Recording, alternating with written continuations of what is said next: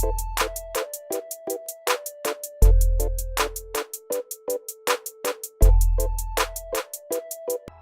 वाक़ये पर पहले एक किताब लिखी गई जो बहुत मशहूर हुई।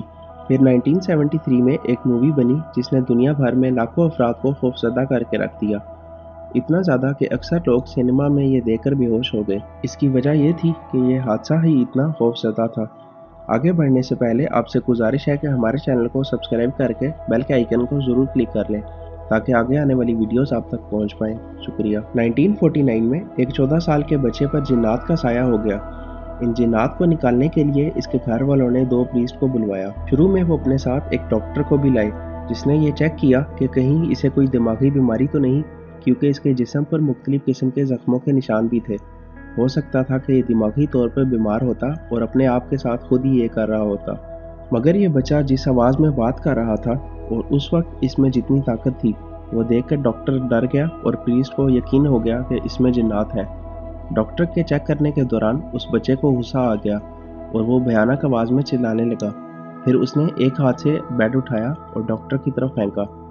खुशकिस्मती से वो डॉक्टर बच गया और भाग निकला। फिर इन प्रीस्ट ने इन जिन्नात से राब्ता कायम करने का फ़ैसला कर लिया। वो अगली दफ़ा अपने साथ ओजावा बोर्ड लाए। इस बोर्ड के ज़रिए कहा जाता है कि जिन्नात शीशे का कर्सर हिलाकर मुख्तलिफ लफ्ज़ों पर लेके जाते हैं और आपकी बातों का जवाब देते हैं।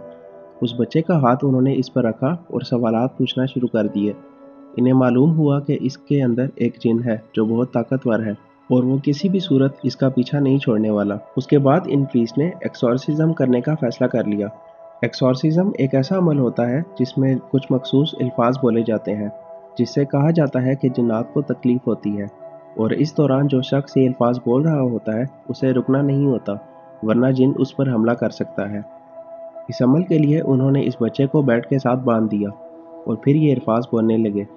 जैसे जैसे वो अल्फाज बोलते गए बच्चा चिल्लाता गया, मगर अपनी आवाज़ में नहीं बल्कि अजीबो-गरीब आवाज़ में। थोड़ी देर में इस बच्चे ने अपनी रस्सियाँ छुड़वा लीं और हवा में उड़ने लगा। ये पूरा अमल वो 2 प्रीस्ट और उस बच्चे के माँ बाप देख रहे थे। फिर जो प्रीस्ट ये अल्फाज बोल रहा था उस बच्चे ने उस पर हमला कर दिया और उस पर गुलदान दे मारा, मगर फ़ौरन ही दूसरे प्रीस्ट ने वहाँ आकर वो बोलना शुरू कर दिया। उसके बाद उस जिन ने इस बच्चे का पीछा छोड़ दिया और फिर वो बच्चा बिल्कुल ठीक हो गया। मगर इन जिन्नात ने इस घर को अभी तक नहीं छोड़ा। जो भी इस घर में जाता है उसके साथ यहाँ कुछ ना कुछ होता है। इसी वजह से यहाँ अभी तक कोई ज़्यादा दिन नहीं टिक पाया। दोस्तों, उम्मीद है कि आपको ये वीडियो पसंद आई होगी। अगर आपको ये वीडियो अच्छी लगी तो काइंडली इसको लाइक और शेयर करें और हमारे चैनल को सब्सक्राइब करके बेल के आइकन को ज़रूर क्लिक कर लें ताकि आगे आने वाली वीडियोज़ आप तक पहुँच पाएँ। शुक्रिया।